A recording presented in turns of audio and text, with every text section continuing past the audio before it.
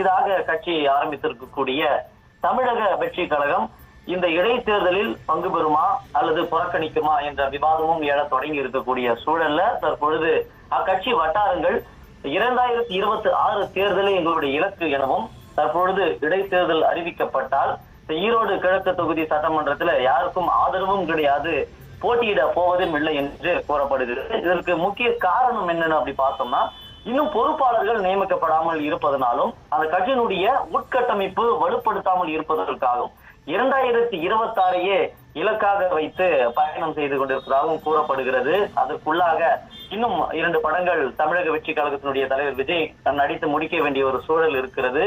அதன் பிறகாக அவர் கட்சியினுடைய வேலைகளையும் பார்க்க வேண்டியதாக இருக்கிறது. கட்சியினுடைய எந்தெந்த மாவட்டங்கள்ல கோஷ்டி பூசல் இருக்கிறதோ அந்தந்த மாவட்டங்களுடைய பொறுப்பாளர்களை அழைத்து கட்சியினுடைய பொதுச் செயலாளர்